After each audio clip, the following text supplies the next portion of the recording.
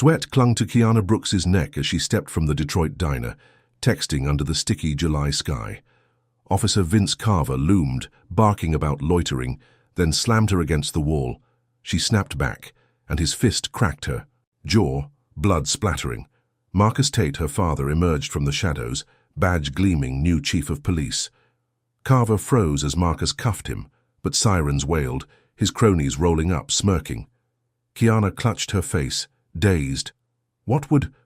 Her racist cops back up due to a black chief's daughter. Before we dive into this wild ride, let us know where you're watching from. And if you stand for justice against corruption, hit like and subscribe, because tomorrow's explosive episode will leave you speechless.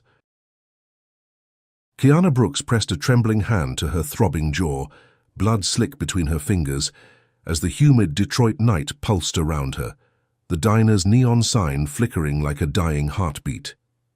Her father, Marcus Tate, stood tall, his new chief's badge catching the streetlight's glow as he snapped cuffs onto Officer Vince Carver's wrists, the metal clicking with a cold, final snap. Carver's square jaw tightened, his pale blue eyes narrowing into slits. But he didn't resist, not yet, his breath coming in short, furious bursts, as Marcus recited his rights in a voice steady as steel, each word slicing through the thick air. "You have the right to remain silent," Marcus said, his tone flat, unflinching, as he pinned Carver's arms behind his back, the same way this cop had manhandled countless others on these cracked streets. Kiana's chest heaved, her pulse hammering. In her ears, drowning out the distant hum of traffic on 8 Mile Road, the taste of copper flooding her mouth as she spat onto the pavement, staining it red. Marcus yanked Carver's badge from his chest, the cheap fabric tearing slightly, and held it up like a trophy, his dark eyes locking onto the cops with a promise of reckoning. "Get him out of my sight," Marcus barked, turning to the backup. Officers who'd screeched into the lot, their patrol cars idling, lights flashing blue and red across the gathering crowd. Bystanders clutched phones, filming every second, their murmurs buzzing like flies over the scene, some shocked, some nodding like they'd seen this script before. The two backup cops, both white, both thick-necked with buzz cuts, exchanged a glance, their hands hovering near holsters, hesitation rippling through their stances. One muttered something under his breath, too low to catch, but they stepped back, leaving Carver standing there, cuffed and seething, his authority stripped raw. Marcus didn't flinch, didn't blink, just pointed to his squad car. And Kiana watched, her knees shaky as the reality sank in. Her dad had power now, real power, and maybe, just maybe, this nightmare could end. He guided her to their beat-up sedan, the engine still warm from their diner stop, and she slid into the passenger seat, wincing as her swollen lip brushed her teeth. Marcus climbed in, his knuckles white on the wheel, and drove them home through. The city's jagged veins past boarded-up shops and flickering streetlights, the silence between them heavy, but comforting.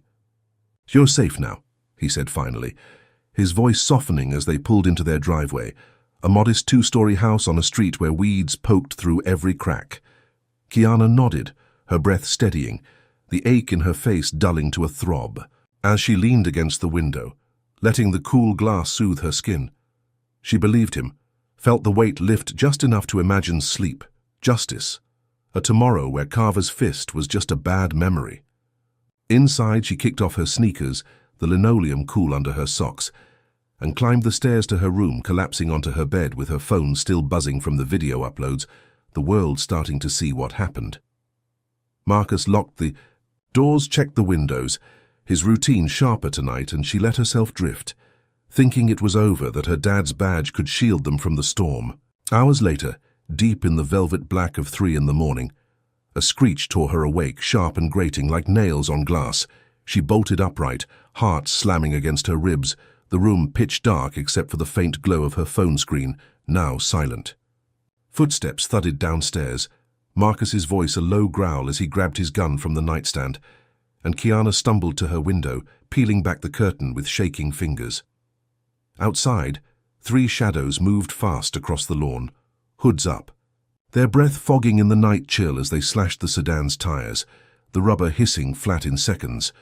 One hefted a can of spray paint, shaking it with a rattle that echoed in her skull, and scrawled snitch in jagged red letters across the house's peeling siding, the paint dripping like blood down the bricks.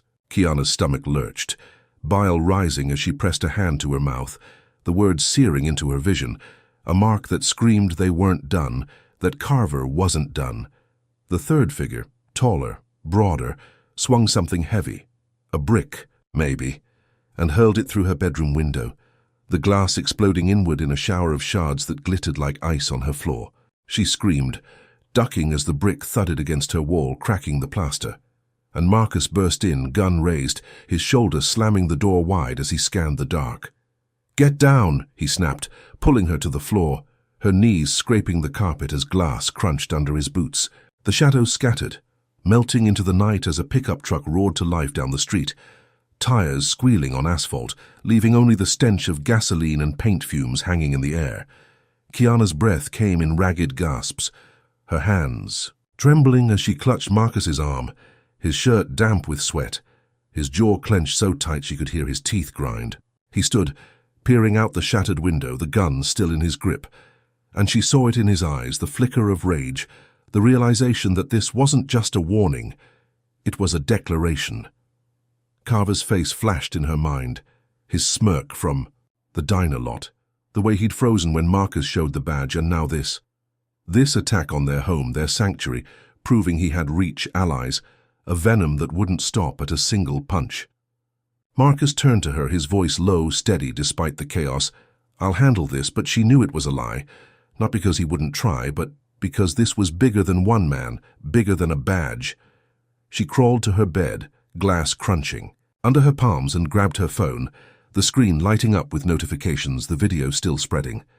But now it felt like a beacon, drawing more than just support, drawing hate, drawing war. Downstairs, Marcus dialed the precinct, his words clipped as he reported the vandalism, the break-in, but Kiana heard the dispatcher's pause, the faint static of doubt, and her gut twisted.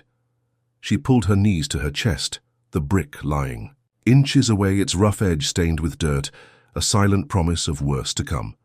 The diner felt like a lifetime ago, that moment when she'd bumped into Carver, when she'd thought a quick apology could fix it, and now here they were, marked, hunted, the house a target in a city that didn't sleep, didn't forgive. Marcus came back upstairs, his gun holstered now, his face carved with exhaustion, and sat on the edge of her bed, the springs creaking under his weight.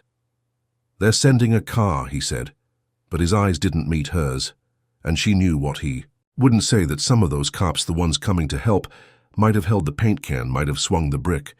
Kiana's lip throbbed, the swelling worse now, and she pressed her fingers to it, wincing as the pain flared, a reminder of Carver's fist, of the power he still wielded even in cuffs. The night stretched on, the house quiet except for the drip of paint hitting the porch below, each drop a countdown to the next strike, and Kiana stared at the ceiling, her mind racing, replaying Marcus cuffing Carver, the crowd filming, the fleeting hope she'd felt in the car, all of it crashing. Down now in this wrecked room, she'd thought her dad's rank could protect them, that his authority could rewrite the rules. But this wasn't about rules, this was about rage, about a system that bent for men like Carver, that punished people like her for existing. The slashed tires meant no escape. The graffiti meant no hiding, and the brick meant no peace. Each act a thread in a web tightening around them, pulling them deeper into a fight they hadn't chosen. Marcus stood, his shadow stretching across the wall, and muttered something about checking the locks again, but Kiana barely heard him, her ears still ringing with the glass breaking, her heart pounding with a truth she couldn't shake. This was just the beginning, and whatever came next would hit harder, cut deeper, leave scars they couldn't outrun. The diner punch had been a spark, but this was the fire, and it was spreading fast, licking at the edges of their lives, ready to burn everything they knew to ash. Kiana Brooks sat on her sagging couch, the morning sun slicing through the boarded-up window, her swollen lip pulsing as she scrolled through her phone, the diner video now a wildfire online, racking up thousands of views overnight, each pixel, screaming her story to a world she couldn't see. Her jaw ached, a dull reminder of Vince Carver's fist, but the comments flooding in felt like a balm, Strangers typing "justice for her" and "cops like him need to go." Their words. A fragile shield against the chaos of the night before. The slashed tires and dripping paint still fresh in her mind. Marcus Tate paced the living room, his chief's badge pinned to his chest, the phone pressed to his ear as he barked orders to the precinct, his voice a low rumble, demanding Carver's suspension, citing assault and conduct unbecoming, his authority flexing like a muscle she hadn't seen him use before. She watched him hang up. His shoulders squared and he turned to her with a nod. "It's done," he said. "Carver's off the force pending investigation." And Kiana let out a breath she didn't know she'd been holding, a flicker of hope igniting in her chest as she imagined that smug cop stripped of his gun, his power, his smirk. By noon, the news hit the streets. Protesters swarming outside the precinct on Woodward Avenue, their signs jagged with fury. "No more bad cops" and "Protect black kids." Their chants echoing through the city's concrete canyons. A roar that reached her through the TV screen as Marcus flipped on the local station. He'd called a press conference, standing behind a podium, his face carved with resolve as he announced Carver's suspension. The crowd erupting in cheers, fists, pumping the air, and Kiana felt her spine straighten, her bruised face a badge of her own now, a symbol they couldn't ignore. She grabbed her phone, her fingers trembling with something fierce, and recorded a shaky video, her voice steady despite the sting in her lip. "I'm Kiana Brooks," she said. "I got punched by a cop for nothing, but I'm still here, still fighting." And she posted it. Watching the likes climb, the shares multiply, her words rippling out like a stone in a pond, stirring waves she could almost touch. For a moment she believed it, believed they'd won something. That the city's eyes on them meant safety, meant change, her dad's rank and her voice together, a wall against the hate that had crashed through her window. Marcus sat beside her, his hand resting on her shoulder, and she leaned into him, the weight of his presence grounding her, the protests a chorus singing her name, or at least the idea of her, a black girl who'd taken a hit and stood up anyway. But then her phone buzzed, a notification popping up, a tweet from an account she didn't know, and her stomach dropped as she read it. "Kiana Brooks, 1437 Elm Street. Thug deserves worse." She blinked, her breath catching, and showed Marcus, his eyes darkening as he snatched the phone, scrolling fast, finding more, a flood of posts spilling her address, her school, her life, each one laced with venom. Troublemaker. Ghetto. Trash. Teach her a lesson. The union rep for Carver, a slick-haired man named Paul Denson, had gone on TV, his tie too tight, his smile too sharp, calling her a delinquent who'd provoked a good officer, twisting the video into a lie. That stuck like tar, and now this. Her home laid bare for anyone with a grudge. Marcus dialed the precinct again, his voice rising. "Get me cybercrimes now," but Kiana barely heard him, her ears ringing as she refreshed her feed, the threats piling up. "Burn her out. She'll regret this." Each one a knife twisting. Deeper, her brief victory souring into dread. By dusk, tires crunched gravel outside, and she peeked through the blinds, her heart slamming as a dozen pickup trucks rolled up, white men spilling out, their faces twisted with rage. Confederate, flags flapping from antennas, their voices a guttural chant. "Go back where you came from," slurs slicing the air like glass. Marcus grabbed his gun, shoving Kiana behind him, his body a wall as rocks thudded against the house, one cracking the front door's window, the shards tinkling onto the porch. She crouched, her knees digging into the floor, her phone clutched. Tight, filming the mob through a sliver of curtain, their boots stomping the lawn, their spit hitting the siding, a pickup's headlights blinding her as it revved, threatening to ram. Marcus shouted into his radio, requesting backup, his words clipped, urgent. But the static crackled back, slow, too slow, and Kiana's mind raced. Was this what speaking out got her? Was this the price of her dad's badge? This swarm of hate clawing at their doorstep?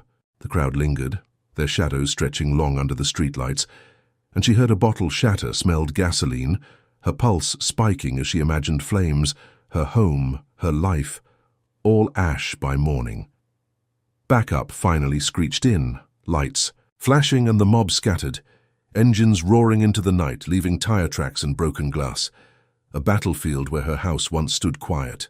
Marcus holstered his gun, his breath ragged, and pulled her up, his hands shaking just enough for her to notice. "We're okay," he said. But she wasn't. Not with her address out there. Not with her name a target. Not with the realization sinking. And that this wasn't just Carver anymore, this was bigger, uglier, a beast with too many heads. She sank onto the couch, her phone buzzing non-stop. Threats now in her texts, her inbox, voices she couldn't escape, and she muted it, her hands cold, her victory hollowed out by fear.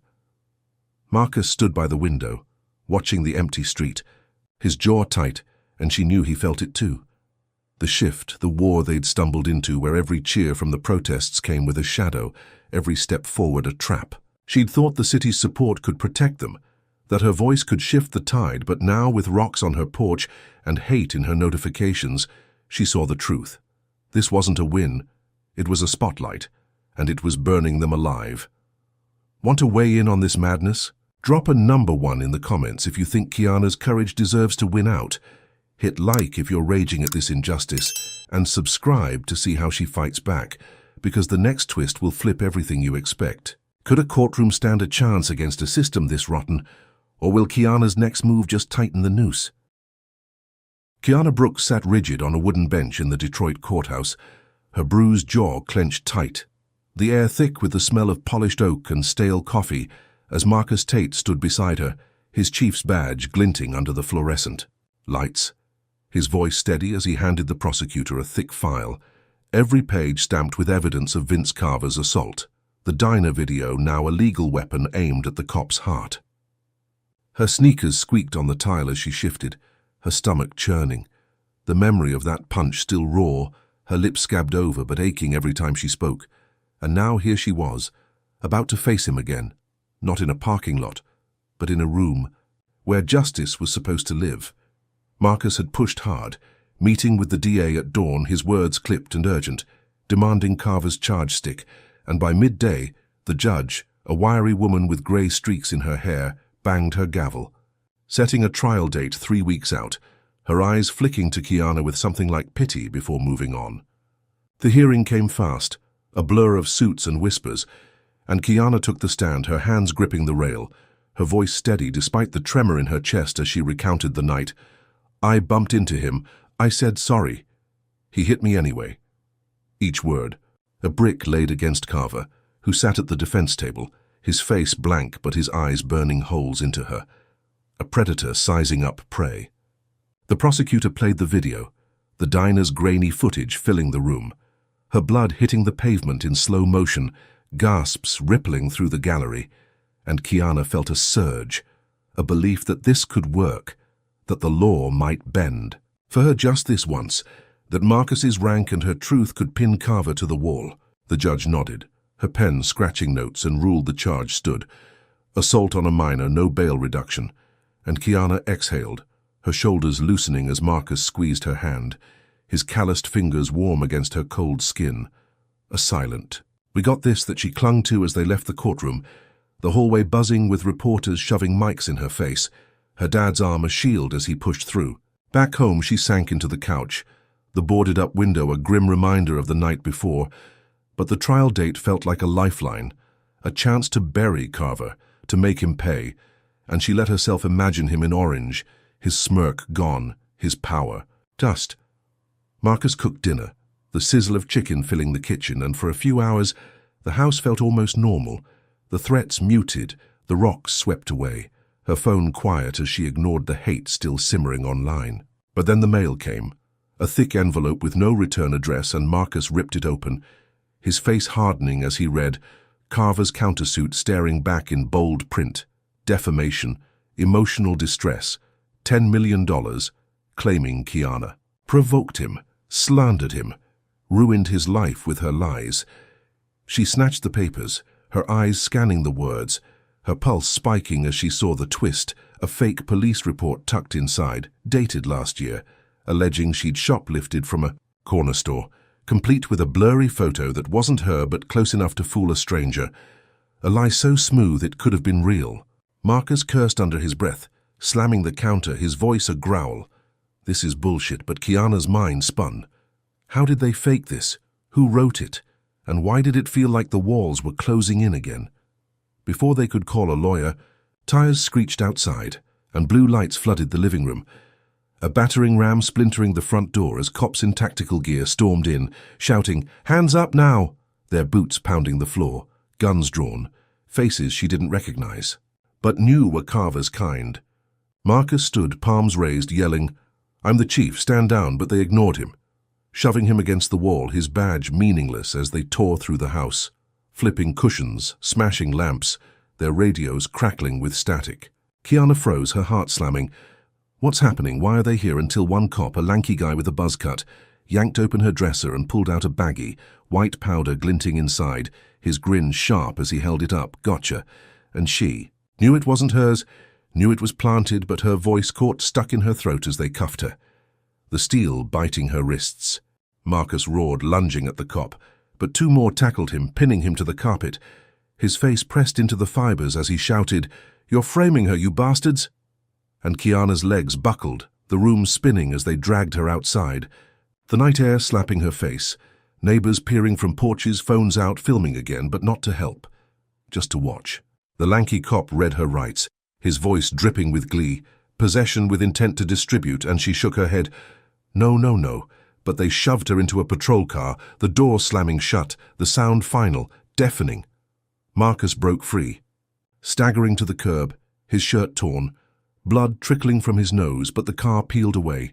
Kiana's reflection in the window, a ghost, her eyes wide, her victory from the courtroom shredded in hours, replaced by this, a trap so tight she couldn't breathe.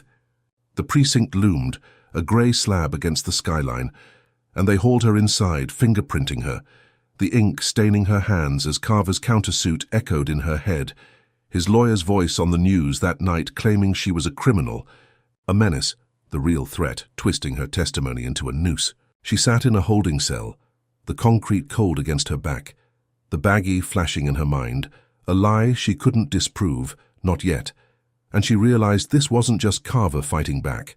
This was the system, his allies, a machine that didn't care about truth, only power.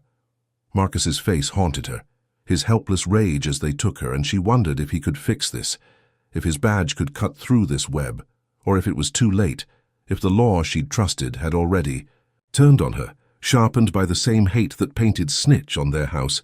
The cell door clanged, a cop sneering through the bars, "You're done, kid." And she stared back, her fists curling, not because she was scared, but because she was angry, because she'd thought the trial was her win, her shield, but now it was a blade, and it was aimed at her throat. The raid replayed in her skull, the planted drugs, the fake report, Carver's smirk behind it all, and she knew this was retaliation, not random, a strike to bury her, to break Marcus, to prove that speaking out didn't win. It cost, and the cost was climbing, piling up in charges, in cuffs, in a system that didn't bend, it broke you instead. She leaned her head against the wall, the cold seeping into her skull, and thought of the courtroom. Her words, the judge's nod, all of it dust now, scattered by this ambush, this lie that fit too perfectly, too fast. And she understood, finally, that Carver wasn't fighting alone. He had hands everywhere, pulling strings she couldn't see, turning her hope into handcuffs, her truth into a crime. Kiana Brooke stood on her porch, the late August heat pressing against her skin, her swollen jaw still tender as she watched neighbors trickle onto Elm Street, their faces etched with exhaustion and defiance, carrying signs scribbled with "Justice" for Kiana in thick black marker, their voices rising in a chant that vibrated through the cracked pavement, a lifeline after the cell's cold walls had tried to crush her spirit. Marcus Tate had bailed her out that morning, his eyes bloodshot, his badge dulled by the precinct's betrayal, and now he moved through the crowd, shaking hands, his voice hoarse as he thanked them for coming, for believing his investigation. Into Vince Carver's history fueling their fire, a folder under his arm stuffed with complaints, brutality reports, a trail of broken lives stretching back years. The rally swelled, 50 people turning to 100, then 2 spilling into the street, blocking traffic as horns blared, the air thick with sweat and anger, and Kiana felt her chest lift, her neighbors' fists raised for her, their shouts, drowning out the memory of cuffs, of planted drugs, of Carver's sneer through the courthouse glass. A woman named Miss Lena, grey braids swinging, pressed a wad of crumpled bills into Marcus's hand. "We're raising funds for her defense," she said, and Kiana's throat tightened, her eyes stinging as she saw kids from her school, old men from the barber shop, even the bodega owner who'd slipped her free snacks, all here, all pooling cash to fight the lie pinning her as a dealer. Marcus took the mic, a borrowed amp crackling, and laid out Carver's past. 3 lawsuits settled quietly, a black man beaten unconscious in 2019, a woman tased for asking questions, his words sharp, slicing through the humidity, and the crowd roared, a primal sound that shook the windows. Kiana's name a battle cry as she stepped forward, her voice trembling but clear. "I'm not what they say. I'm one of you." And they cheered louder, her hope surging, a tide she could ride to bury Carver for good. She hugged Marcus, his arms strong around her, and for a moment she believed it, believed this wall of bodies could shield her, that their money, their noise, could flip the script, make the system listen, her dad's evidence the hammer to smash. Carver's throne. Night fell, the rally pulsing on, candles flickering in paper cups, and Kiana stayed late, her sneakers scuffing the asphalt as she thanked people, their smiles warm, their promises solid, until Marcus tugged her home. Exhaustion, pulling at his frame.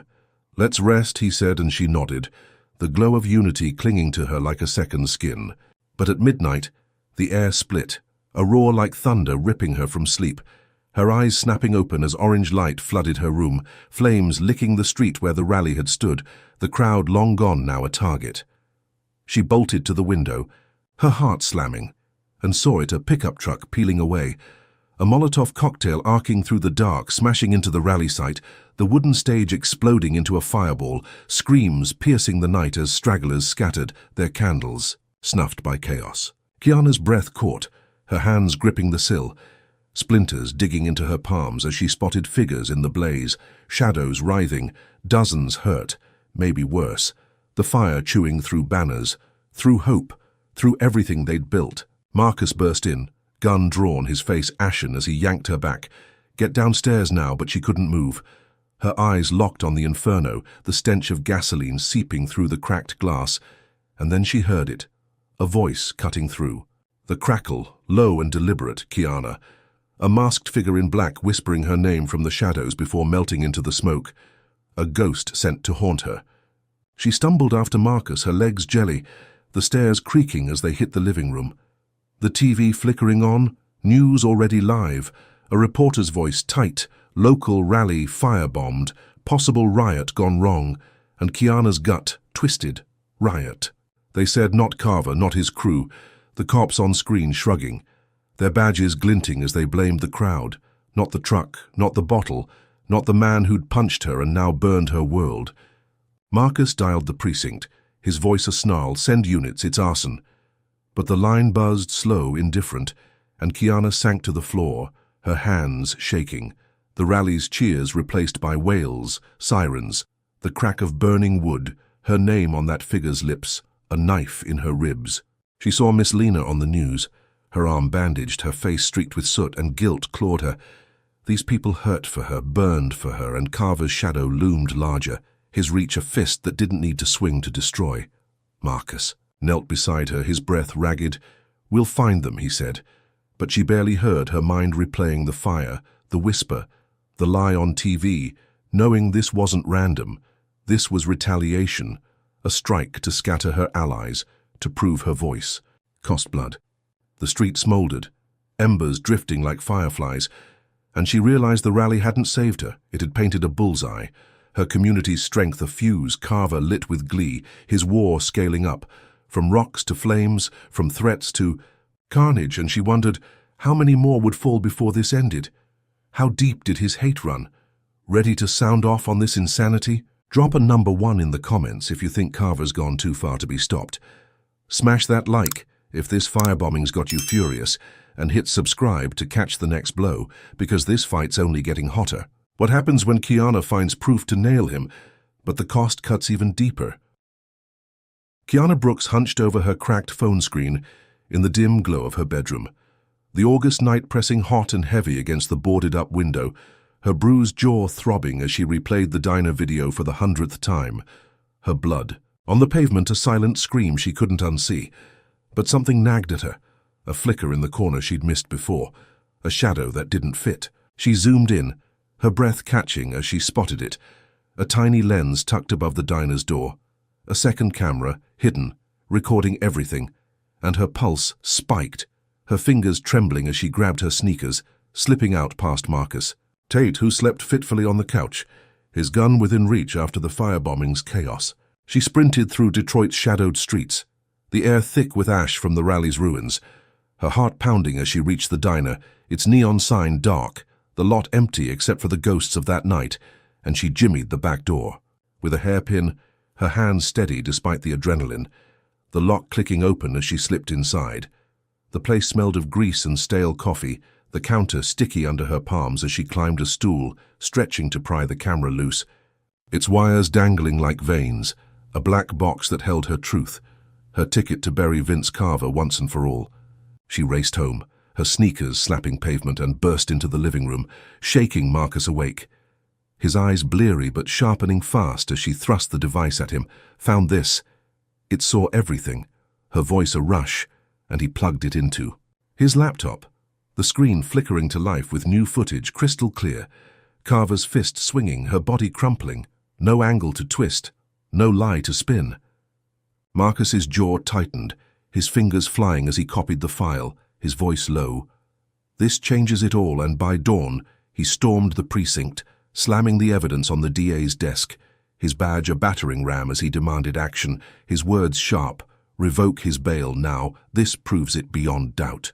Kiana stayed home, her stomach knotted, pacing the creaky floor as the hours dragged, the TV droning in the background, until a breaking news alert cut through, the judge's voice crackling, bail revoked, Vincent Carver remanded to custody.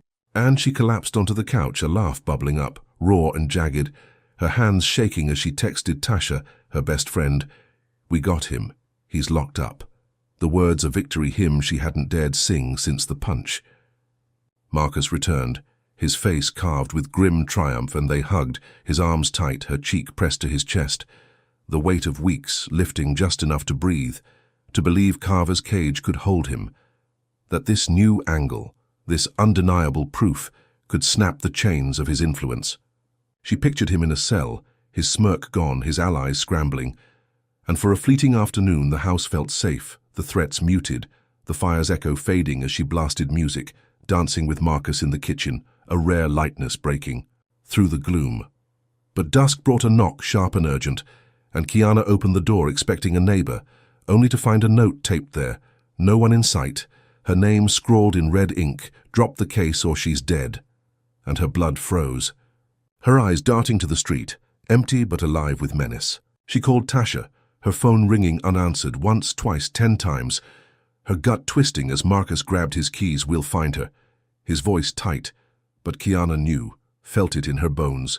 This was Carver, reaching from behind bars, his claws still sharp.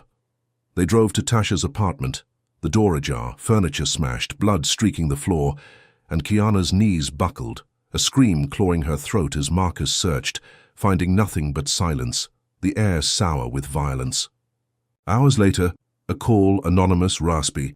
Check the alley off Gratiot, and they raced there, tires screeching, the night swallowing them as they found her, Tasha, crumpled against a dumpster, her face swollen, her breath shallow, her arm gashed. Deep, Kiana's name carved into the flesh with a blade, a message in red that seared into Kiana's skull. She dropped beside her, sobbing, her hands hovering, afraid to touch, Tasha's eyes fluttering open, her voice a whisper. They said stop. And Kiana's world tilted, guilt crashing over her like a wave. This was her fault, her win, her evidence, her fight. And now Tasha paid, bleeding out in the filth. Marcus called an ambulance, his hands shaking as he pressed a shirt to her wounds. His face grey, and paramedics swarmed, lifting Tasha onto a stretcher, her pulse weak but there, the siren wailing as they sped away, leaving Kiana kneeling in the alley, her jeans soaked in blood, her victory hollowed out, a husk shredded by this. Carver's revenge, a strike so personal it cut deeper than any punch. Marcus pulled her up, his voice breaking. "She'll live." But Kiana couldn't hear past the roar in her head, the carving, her name, a brand she'd carry, a cost she hadn't seen coming. And she stumbled to the car, her fists clenched, her tears hot, knowing Carver wasn't done, that jail didn't stop him, that his network thrived, feeding on her pain. The hospital loomed, Tasha's room a blur of beeps and bandages, and Kiana sat by her bed, her friend's hand limp in hers, the stitches stark against her skin, each one a thread in a web tightening around them, pulling Marcus in too, his badge useless against this shadow war. She replayed the camera find, the bail win, the dance in the kitchen, all of it ash now, burned by this. A retaliation that didn't just threaten, it destroyed, and she wondered, how far would Carver go? How many more would he break to keep her silent? The precinct buzzed with rumors, Marcus digging into who'd done this, but Kiana knew, felt it. This was his crew, his orders, a message that winning didn't mean surviving, that every step forward sank her deeper into his mire. Tasha's chest rose and fell, fragile, and Kiana's resolve hardened, not to quit but to fight, because this wasn't just about her anymore. It was about everyone he'd hurt, everyone he'd crush, and she'd make him pay, even if it cost her everything she had left. Kiana Brooks sat cross-legged on her bed, the late summer heat seeping through the cracked window frame, her laptop balanced on her knees, its fan whirring as she typed furiously, her swollen jaw a dull ache now overshadowed by the fire in her chest. Tasha's carved arm flashing in her mind every time she blinked, a wound she'd turn into a weapon against Vince Carver and his kind. Marcus Tate limped into the precinct that morning, his shoulders stiff from restless nights, his badge gleaming as he slapped the diner's hidden camera footage onto his deputy's desk, his voice a growl. "Fire them, both of them." Carver's. Two cronies, Officers Dunn and Reese, caught on tape smirking as she hit the pavement, their complicity undeniable, their badges revoked by noon, a purge that sent ripples through the station's stale air. Kiana watched him leave, her phone buzzing with hospital updates. Tasha stable but silent, and she channeled it, her fingers flying as she launched a blog, Truth on 8 Mile, spilling everything, the punch, the firebombing, the planted. Drugs, Tasha's blood, her words raw, unfiltered, a middle finger to the system that shielded Carver, each post a brick in a wall she'd built to crush him. By dusk, her site crashed from traffic, thousands reading, sharing, her story spreading like wildfire, comments pouring in, "Keep going, they can't stop you." And she felt it, a surge of power, her voice a blade cutting deeper than Marcus's badge ever could, her name a rallying cry for strangers who'd never met her but knew her pain. Marcus came home, his face drawn but proud. "Dunn and Reese are out," he said, sitting heavy on the couch, the footage the key to their downfall, and Kiana grinned, her lips stinging but her spirit soaring, invincible for the first time since that diner night. Her blog a megaphone, her dad's moves a sledgehammer, together dismantling Carver's grip one piece at a time. She posted again, midnight oil burning, exposing precinct whispers, cops covering for cops, a list of names tied to Carver's crew, her words sharp as glass, and the hits climbed, 10,000, 20, the internet humming with her truth, a buzz that drowned out the threats, the rocks, the flames, making her feel untouchable, a force they couldn't silence. Marcus cooked, the smell of onions and peppers wafting upstairs, and she joined him, the kitchen a rare sanctuary, their laughter brittle but real, her blog's traction a shield she thought could hold, her dad's purge a sword to carve out. The rot, and for a night she believed they were winning, that Carver's empire was crumbling, that Tasha's pain wasn't for nothing. But then the lights flickered, a buzz cutting the quiet, and Marcus frowned, checking the breaker, his gun holstered on the counter as Kiana scrolled her site, the comments now a flood, until a shadow moved outside, a creak on the porch snapping. Her head up, her pulse spiking as she whispered, "Dad, someone's here." He grabbed his weapon, stepping soft to the window, peering through the blinds, his breath hitching as he saw it. 3 figures, hoods up, slipping through the yard, and he cursed, "They've got my codes." His voice low, panicked. The realization, hitting like a fist, someone inside had betrayed him, fed their security to Carver's dogs. The door crashed open, wood splintering, and 2 thugs burst in, ski masks tight over their faces, one swinging a bat, the other a knife, its blade catching the light as it arced toward Marcus, slicing his shoulder deep, blood spraying the wall. As he grunted, stumbling back, his gun clattering to the floor. Kiana screamed, lunging for it, but the bat swung, cracking the table inches from her hand, and she dove behind the couch, her heart hammering, the third figure looming in the doorway, taller, silent, his eyes glinting through the mask as he watched, a puppet master pulling strings. Marcus roared, tackling the knife guy, his blood slicking the linoleum, but the bat swung again, thudding into his ribs, and he crumpled, gasping, his face grey as the thugs kicked him, boots thudding. Into flesh, a wet, sickening sound that froze Kiana's blood. She scrambled up, grabbing a frying pan, swinging wild, connecting with the bat guy's skull. A dull clang dropping him, but the knife slashed her arm, a hot line of pain as she staggered, the leader stepping in now, his voice a rasp. "Tell your dad to back off," and he kicked Marcus's gun away, vanishing with his crew into the night, tires screeching down Elm Street. Kiana dropped beside Marcus, her hands shaking as she pressed a towel to his shoulder, blood soaking through fast, his breaths shallow, his eyes fluttering as he muttered, "Deputy Chief, Rollins, it's him." And she understood. The betrayal, the codes, the stab, all from inside.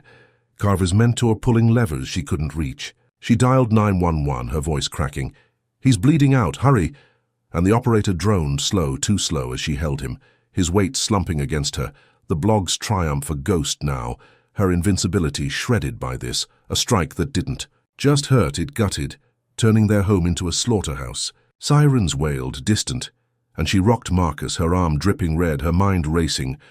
Rollins, the deputy chief, a snake in their ranks, feeding Carver's war from the top. And she knew this wasn't just a warning.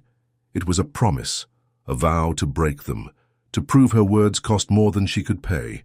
The paramedics stormed in, prying her off, their hands swift as they strapped Marcus to a stretcher, his blood pooling on the floor, a stain she'd never scrub out. And she followed, numb, her blog still live, still screaming, but silent now.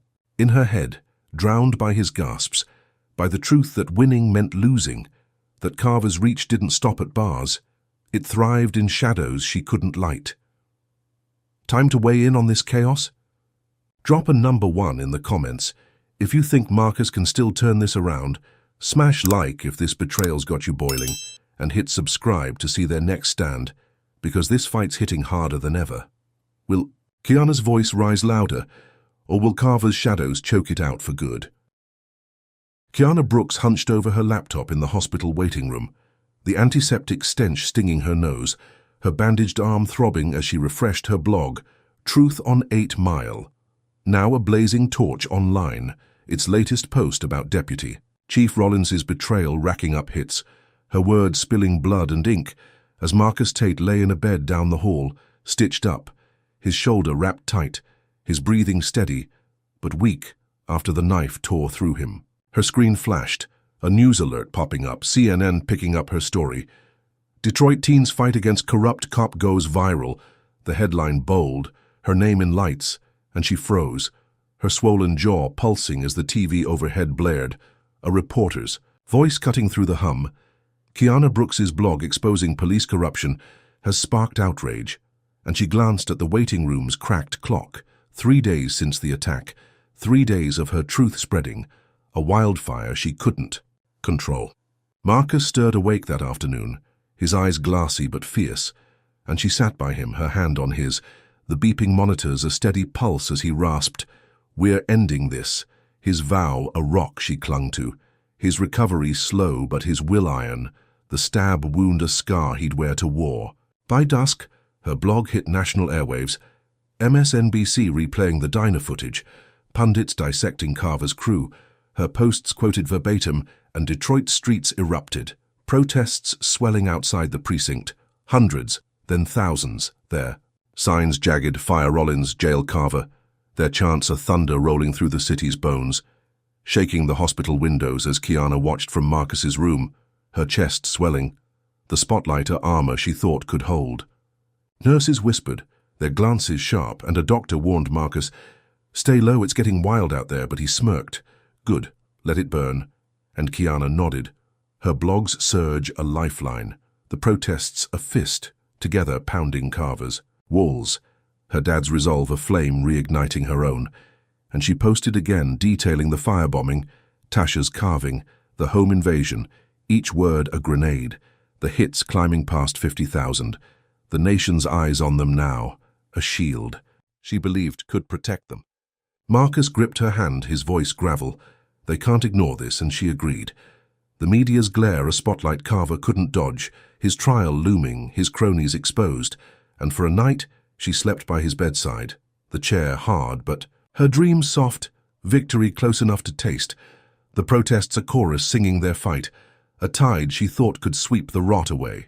But midnight shattered it, a roar splitting the dark, and Kiana jolted awake, her heart slamming as screams echoed outside, the hospital TV flickering to life, a live feed from the precinct protest, chaos unfolding in real time, a militia storming.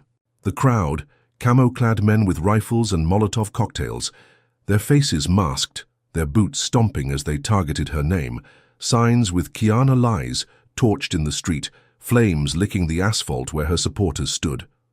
She ran to the window, Marcus groaning as he sat up.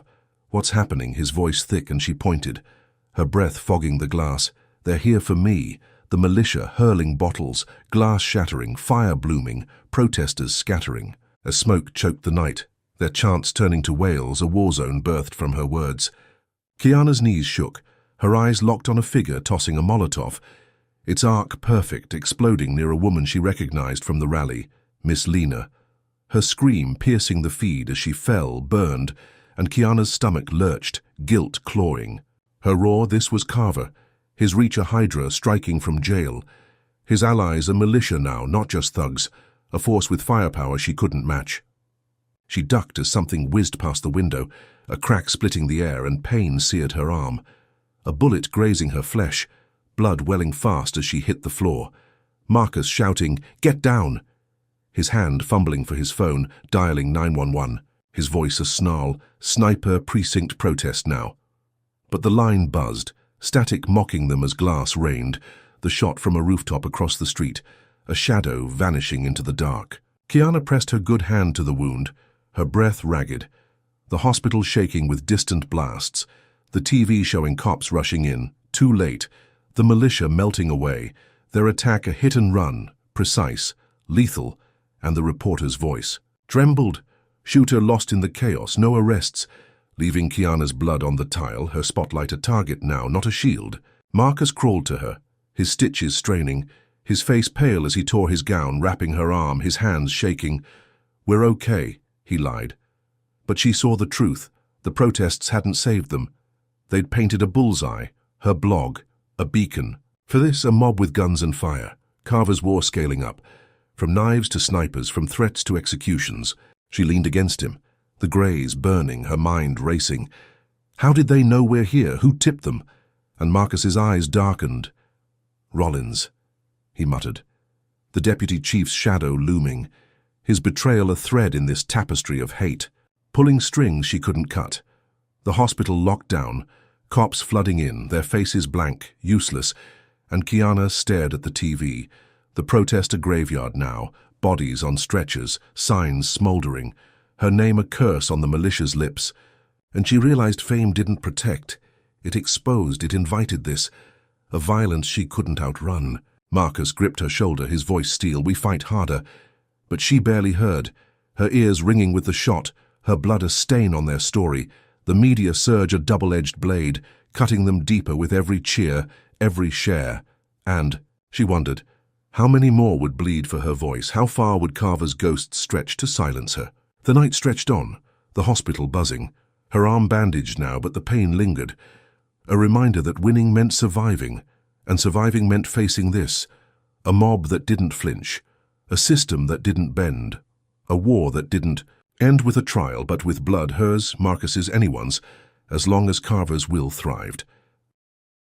Kiana Brooks sat rigid in the Detroit courtroom, her bandaged arm itching under her sleeve, the air heavy with murmurs and the creak of old benches as Vince Carver's trial began, his orange jumpsuit a stark contrast to the polished suits around.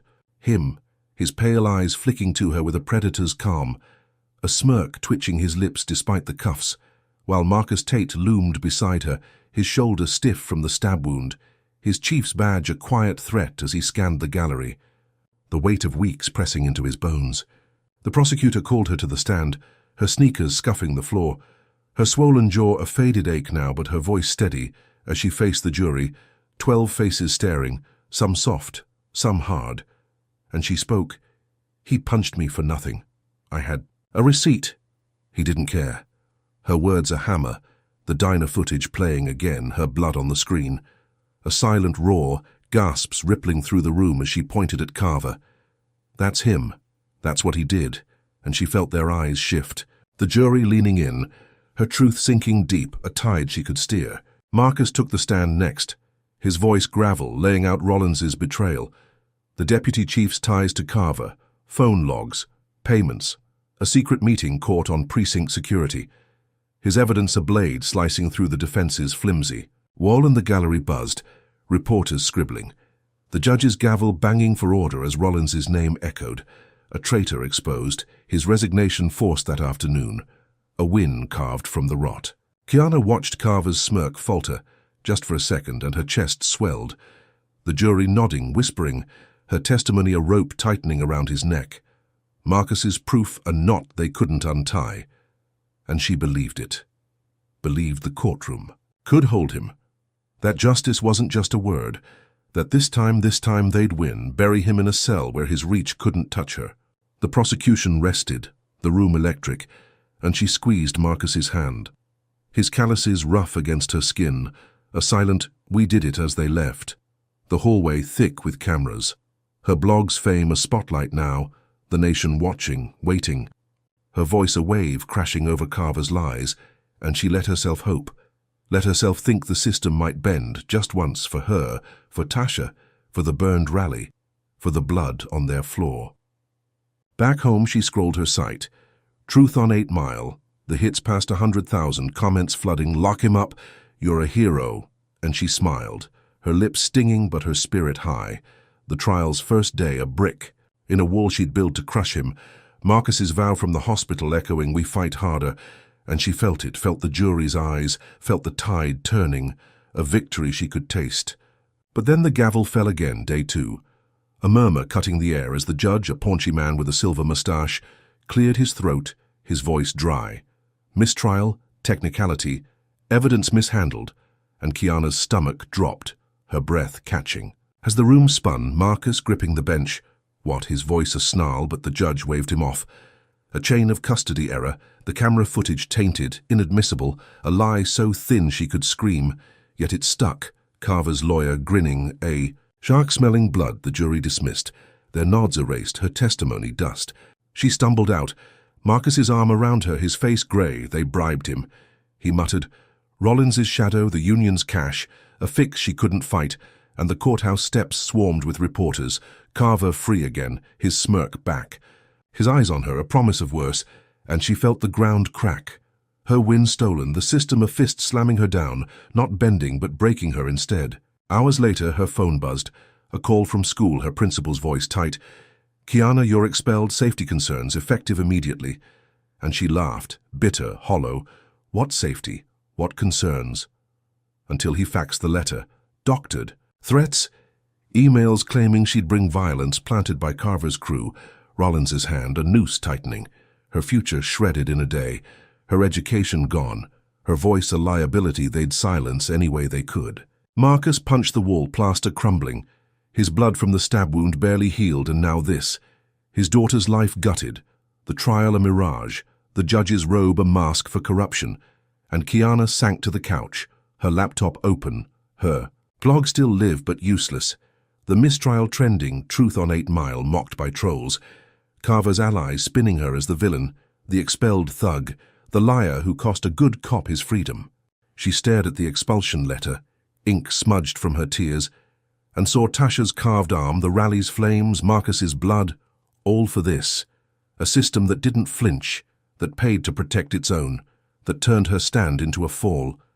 And she wondered, how deep did the rot go? How many hands held the bribe? How could they fight when the rules were rigged? Marcus sat beside her, his shoulder bandaged, his eyes hollow. "We'll appeal," he said, but she heard the crack, the doubt, the trial's collapse, a wound deeper than the knife, and she clutched her phone. The screen dark now. Her spotlight a trap, her school a memory. Carver's war scaling up, from fists to fire to this.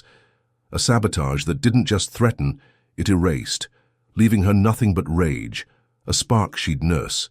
Because this wasn't over, not yet, not while she breathed. Ready to dive into this mess? Drop a number 1 in the comments if you think the judge sold out Kiana's justice.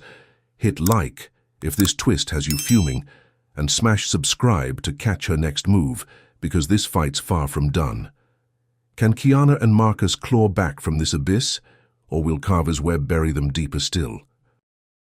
Kiana Brooks crouched in the dim basement of an abandoned row house on Detroit's east side. Her breath shallow, her bandaged arm stiff as she typed on a borrowed laptop, the glow casting shadows across peeling wallpaper.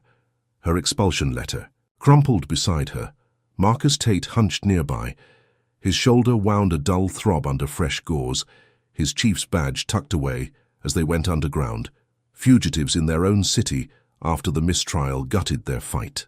She'd hacked a burner phone, her fingers nimble despite the ache, sending encrypted files to a journalist, Sarah Klein, a wiry woman with a nose for corruption, the diner's hidden footage, Rollins's payoffs, Carver's brutality history, all zipped tight. A lifeline to blow the lid off this mess. Her blog dark now, her voice a whisper in the shadows, but sharper than ever. Marcus paced, his boots scuffing concrete, his gun holstered, his face carved with exhaustion as he muttered, "She'll run it. She has to." And Kiana nodded, her stomach knotted, the weight of Tasha's carving, the rally's flames, the trials. Collapse pressing her down, but this leak could turn it, could force the world to see. Sarah's story hit online at dawn. Detroit cops' reign of terror exposed.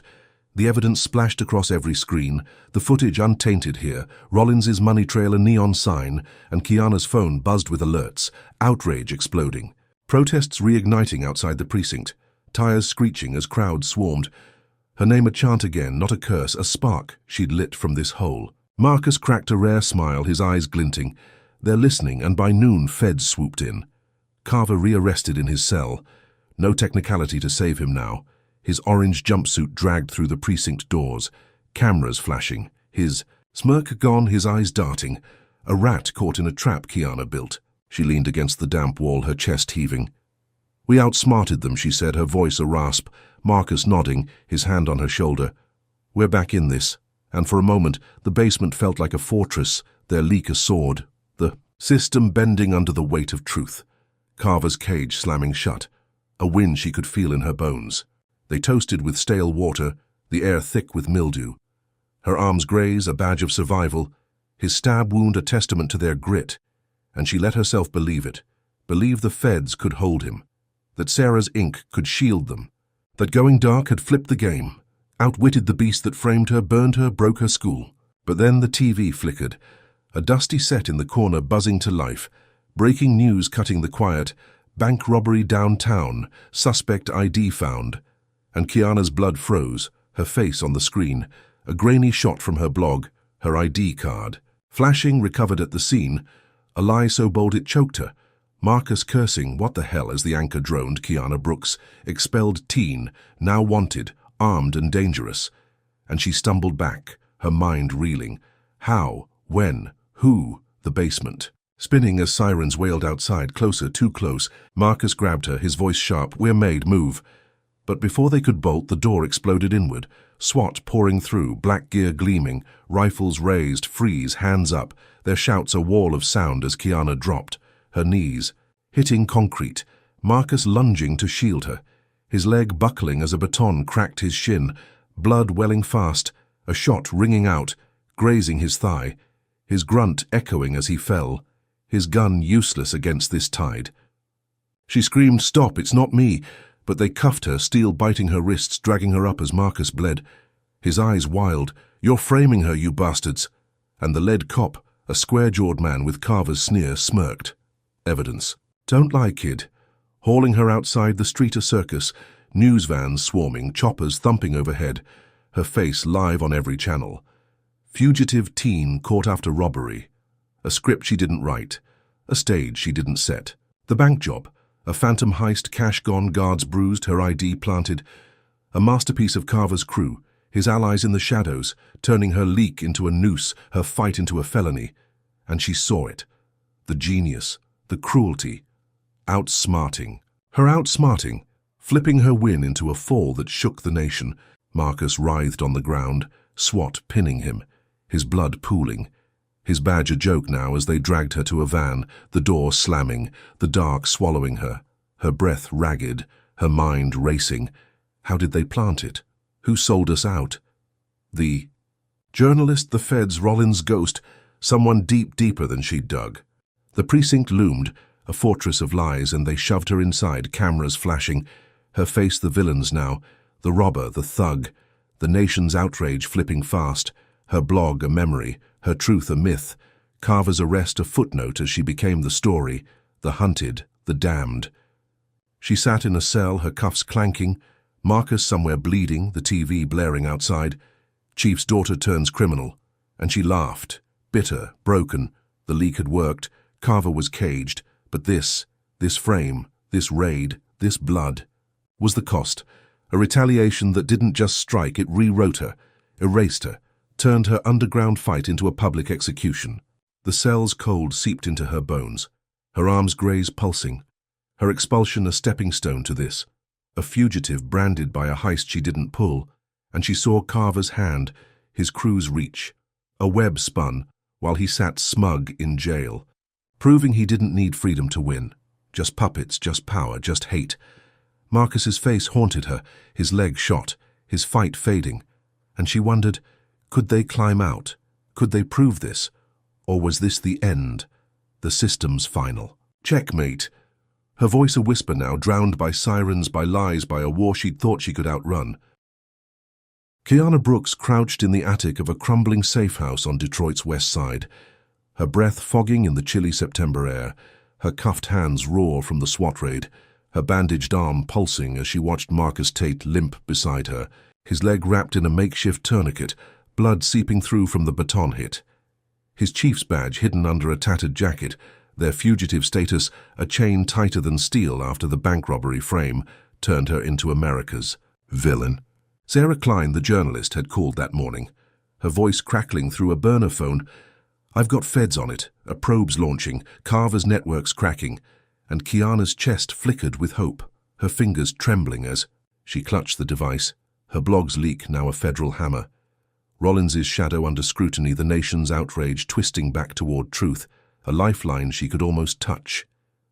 Marcus nodded, his face pale, his eyes sharp despite the pain. They're coming for us, stay ready, and they'd fled the raided basement, Sarah arranging a hideout through a cop she swore they could trust. Officer Jamal Hayes, a lanky black man with a quiet nod, his precinct jacket swapped for a hoodie as he ushered them into this attic, his voice low. I've got your back, Chief.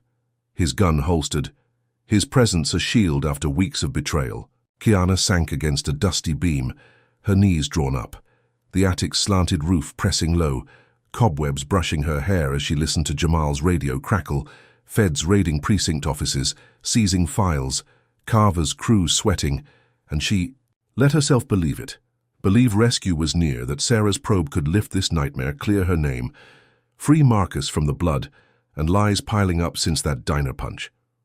Marcus sat beside her, his breath shallow, his hand on her shoulder. We're close, kid, his words a lifeline, the federal probe a light in this dark. Jamal's steady watch a wall against the chaos outside, and she closed her eyes. The bank. Heist frame, the expulsion. Tasha's carving fading to echoes. Her fight not lost, not yet, the attic a bunker where hope could breathe. Jamal brought water, his footsteps soft on the creaky stairs, his eyes scanning the street through a slit in the boarded window. All clear, he said, and Kiana sipped, her throat dry, her body aching, the probe's promise a rope she clung to. Marcus's vow to end this a fire still burning, and for hours they waited, the radio humming, feds closing in, her name whispered as a victim again. Not a thug, a shift she felt in her bones. But then the air shifted, a low rumble shaking the floor, and Jamal tensed, his hand on his gun. What's that? His voice sharp as Kiana peered through the slit, her heart slamming. a black van rolling slow down the street, its windows dark. Its engine a growl, and Marcus hissed, "Militia," his eyes wide, his leg dragging as he stood. "They found us, but how?" The question choking her as Jamal drew his weapon. "Stay back, I'll handle it." His stance firm, a protector she trusted. The van stopped, doors sliding open, and masked men spilled out, camo vests bulging, rifles glinting, grenades clipped to belts, a dozen shadows moving fast, their boots silent on the pavement, and Kiana's stomach dropped, her breath catching, as Jamal whispered, "Get down now," but before she could, the first grenade arced through the night, smashing the downstairs window, a deafening blast rocking the house, flames licking up the walls, smoke flooding the attic as she coughed, her eyes stinging, Marcus grabbing her. "We're trapped," his voice a rasp over the roar. The militia stormed in, boots pounding, gunfire cracking, and Jamal fired back, his shots precise, dropping one, then two. But a third grenade sailed up, exploding feet away, shrapnel slicing the air, wood splintering as Kiana dove, her ears ringing, Marcus shielding her, his blood soaking her sleeve as the blast tore his bandage, his leg gushing again. She screamed, her hands scrabbling for him, the attic a furnace now, beams crashing, and Jamal spun, his gun raised, but then he froze, his eyes glinting odd, cold, and he smirked, lowering his weapon. "Sorry, Chief, had to," his voice a knife. As he stepped back, the militia swarming up, their masks peeling off, Carver's crew, his allies, and Kiana's world tilted, Jamal a mole, Sarah's trust a lie, the probe a lure to flush them out.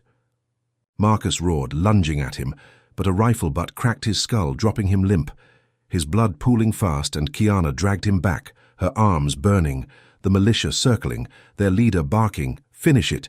But she kicked, clawed, a feral thing, pulling Marcus through rubble as another grenade burst, the roof caving, dust choking her as she rolled them behind a fallen beam, his chest barely moving, his pulse faint under her fingers. The militia retreated, tires squealing, Jamal vanishing with them, his smirk a ghost in the smoke, leaving the safe house a pyre, flames licking the night, Kiana coughing blood, her hands slick with Marcus's, the probe a trap, their ally a blade, Carver's reach a storm that didn't need him free to strike. She dragged Marcus to a corner, the fire's heat searing her skin, his eyes fluttering. "Stay with me," she begged, her voice cracking. The attic a tomb now, the federal hope a mirage, Jamal's betrayal a wound deeper than the shrapnel. And she saw it, the genius, the cruelty, luring them here, burning them out, proving Carver's war thrived in shadows, in trust, in lies she couldn't dodge. Sirens wailed, distant, useless, and she held Marcus, his weight dead against her, the militia gone, the probe meaningless, her name still a fugitive's, the bank frame a chain, and she wondered, could he survive this? Could she? Or was this? The break, the snap, the end of their fight.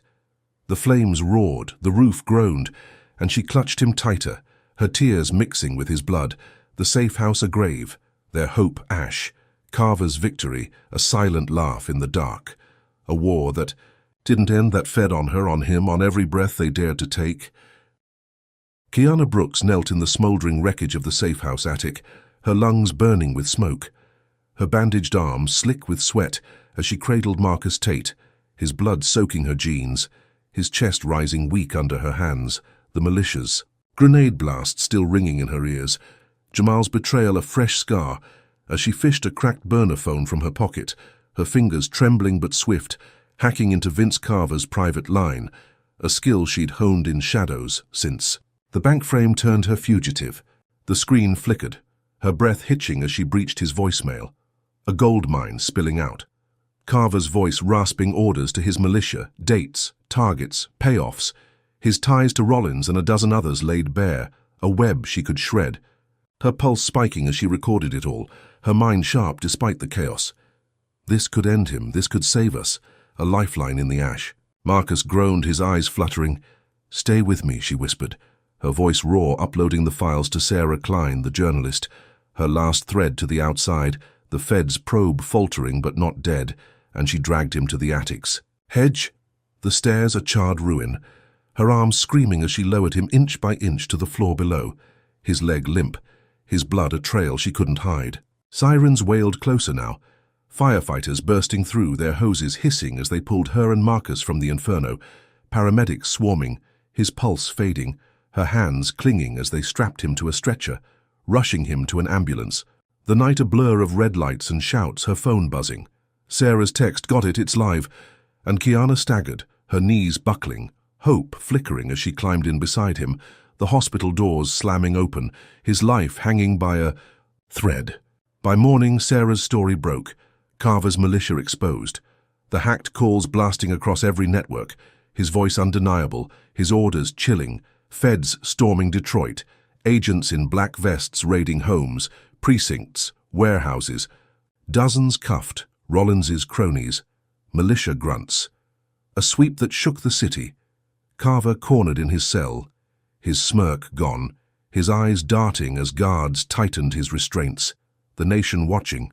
Kiana's name a whisper again, not a curse, a spark reigniting outrage, protest swelling anew, her stand a hammer cracking his throne. She sat by Marcus's bed, his leg bandaged, his breathing shallow but steady, monitors beeping. Her arms graze a dull ache as she scrolled her phone, the arrests trending, 50, 60, a network crumbling, and she exhaled, "We did it."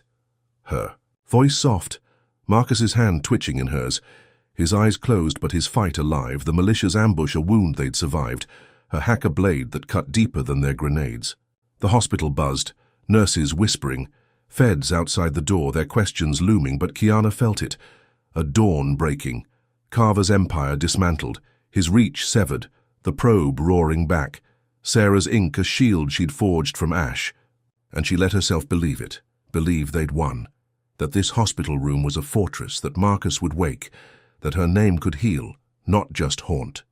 But then the ground shook, a boom splitting the morning, glass rattling as screams erupted outside, and Kiana bolted to the window, her heart slamming, smoke billowing from the precinct 2 miles away, a fireball clawing the sky, the TV flickering, on, a reporter's voice trembling. Bomb at Detroit PD, multiple casualties, live from a press conference Marcus was meant to lead, and her stomach dropped, her breath catching as the anchor cut in. Kiana Brooks, suspected terrorist, linked to blast, her face flashing again, a mugshot from the bank frame, a lie reborn, bigger, deadlier, a twist that choked her. She stumbled back, Marcus stirring. "What's happening?" His voice faint, and she pointed numb. "They're saying it's me." The screen showing chaos, officers dead, debris raining, a bomb Carver planted, his final play, his escape from custody. Timed perfect, feds scrambling. The arrests a distraction. His militia's last laugh framing her as the mastermind, a terrorist who'd bombed her own father's precinct, a story so wild it stuck. The nation's outrage flipping fast. Her hack, a footnote, her truth ash again. Kiana's knees hit the floor, her hands shaking.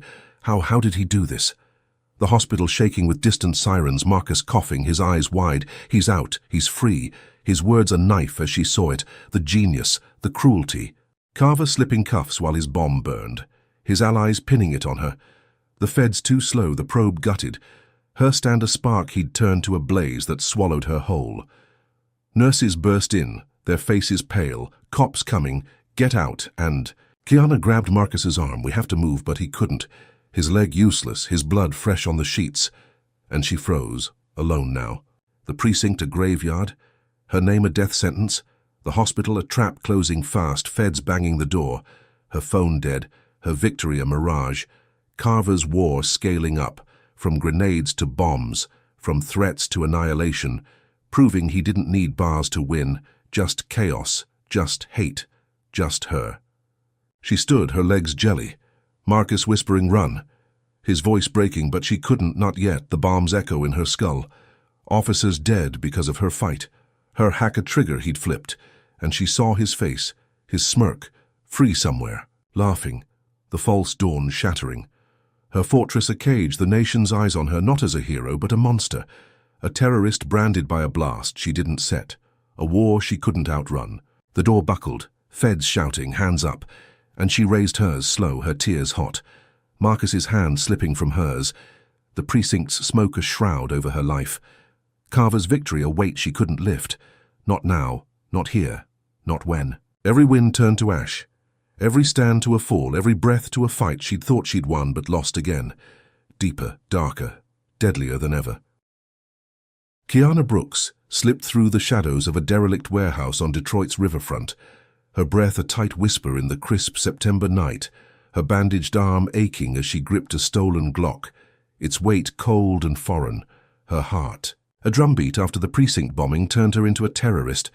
Marcus Tate left bleeding in the hospital, his leg shattered, his life a thread she'd clung to as feds stormed in, but she'd bolted, a fugitive again, her name a curse on every screen, her only path now this, a final stand against Vince Carver, free, smug, untouchable.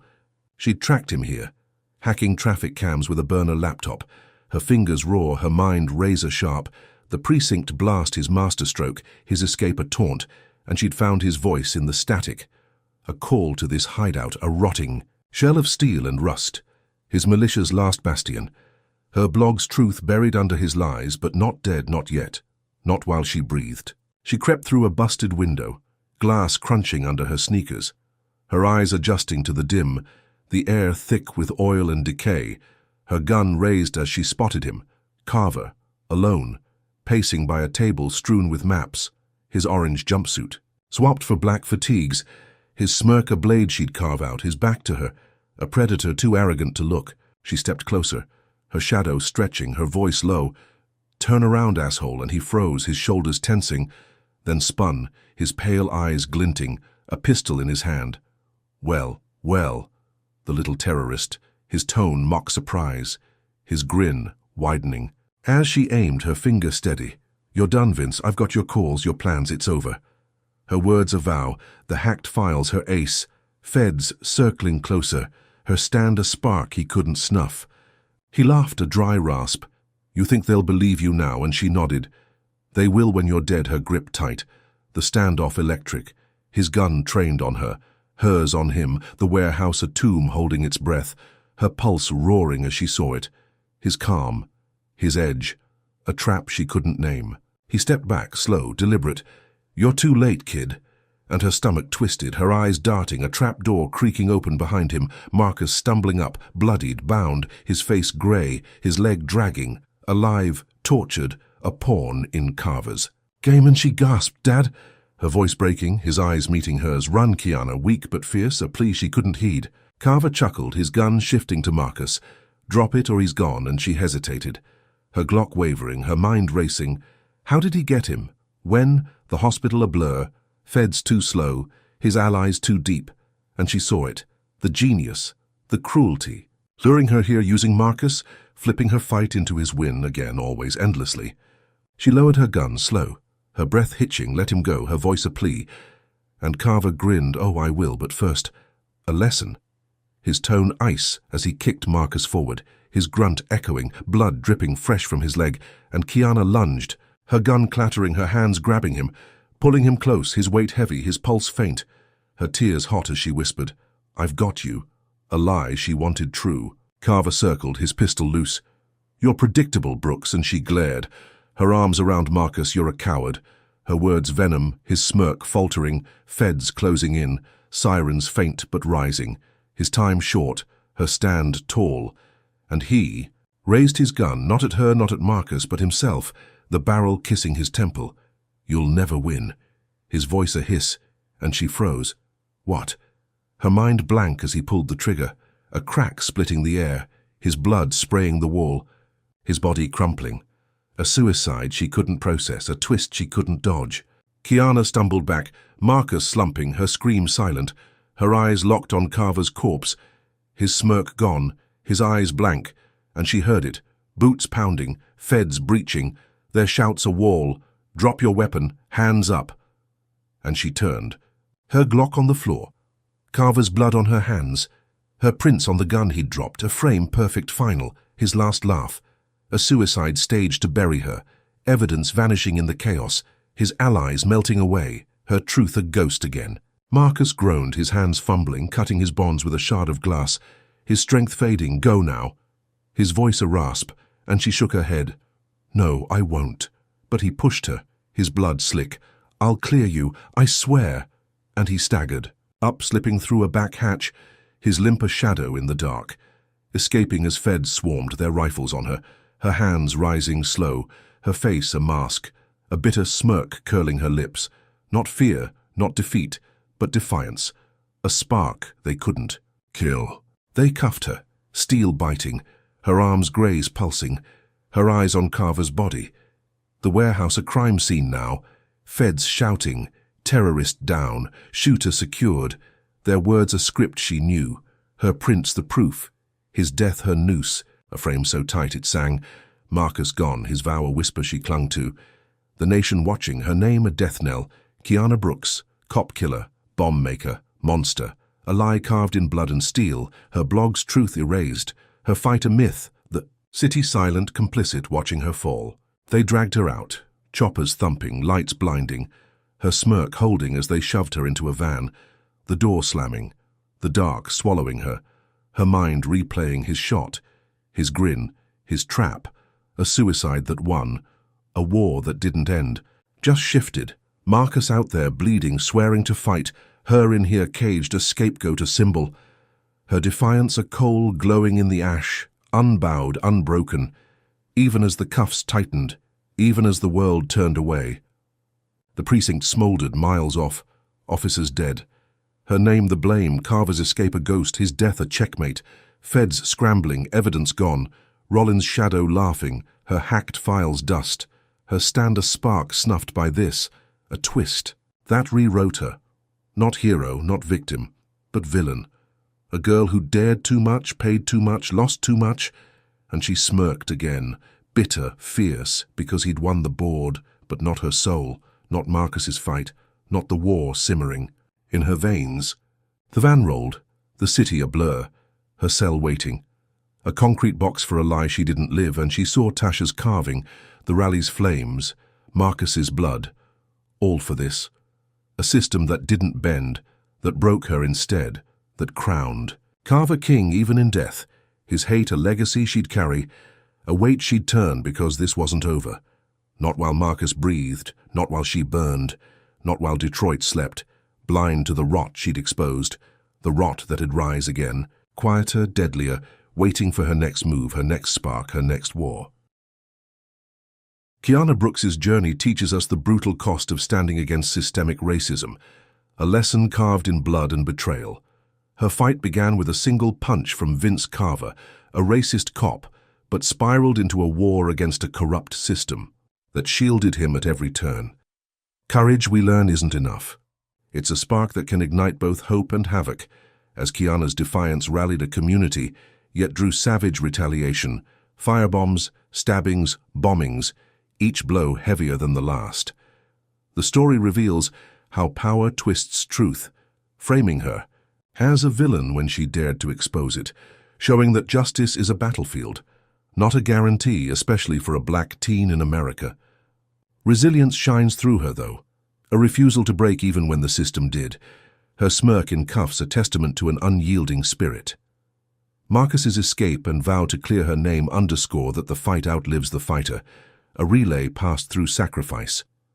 Carver's suicide, a final trap, proves evil's cunning, winning by losing, leaving Kiana jailed but not defeated. The takeaway? Racism isn't just fists, it's a machine, relentless and sly, demanding we question who it protects, who it punishes, and how we resist when it turns on us. What do you think? Can one voice topple such a beast, or does it take a chorus? Drop a number 1 in the comments if you're inspired by Kiana's grit. Hit like to fuel this fight. Subscribe for more raw truths, and share to wake the world. Thanks for riding this roller coaster with us. Here's to strength in the shadows and justice that doesn't sleep.